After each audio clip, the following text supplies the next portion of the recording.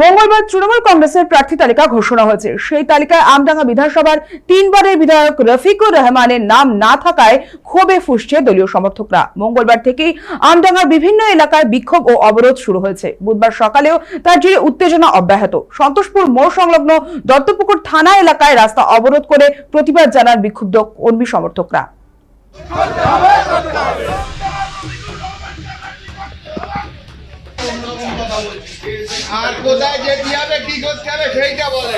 মুখ্যমন্ত্রী মমতা বন্দ্যোপাধ্যায় যে ভোটার তালিকা তার প্রকাশ করেছে ইতিমধ্যেই।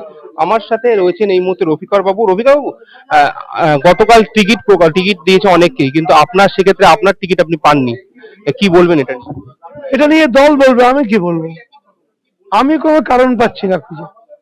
আমি দুর্নীতি করি না, সারা বছর দলটা করি, সারাক্ষণ মানুষের থাকি, রাত 12টা 1টা 2টো মানুষের ফোন ধরি, এবং তারা এসে ডাকলে জীবন রিস্ক নিয়ে বাইরে এসে তাদের সঙ্গে কথা বলি।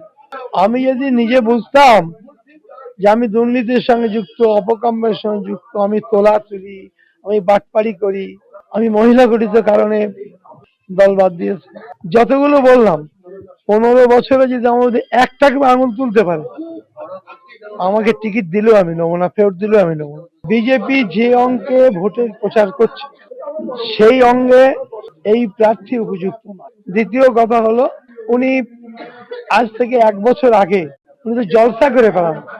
মৌলী সাহেব মানুষ বলতেন, মমতা বন্দ্যোপাধ্যায়কে যারা ভোট দেবে তাদের জানাজা পড়া যাবে না। জানাজা মানে মৃত্যুর পরে যে জানাজা পড়া যাবে না। এইভাবেই মমতা বন্দ্যোপাধ্যায়ের বিরুদ্ধে 1 বছর আগে প্রচার করেছে। দিদি আমার 3 বার বিধায়ক করেছে। সারা বাংলার প্রগতিশীল সচেতন মানুষ আমার সম্বন্ধে একটা ভালো ধারণা আছে যে তৃণমূলের অন্যতম সৎ এমএলএ। সে জায়গায় আমি দাগ লাগাবো না।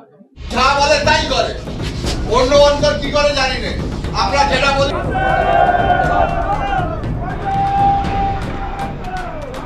এবার দেখার 2021 সালের যে ঘটনা ঘটেছিল, যার পরে ফের রফিকুর রহমানকে টিকিট দেওয়া হয়েছিল, সেই ঘটনার পুনরাবৃত্তি হয় কিনা। দত্তপুকুর থেকে ক্যামেরায় রাজু দাস ও জয় ঘোষের সাথে দীপ সেন, সময় কলকাতা।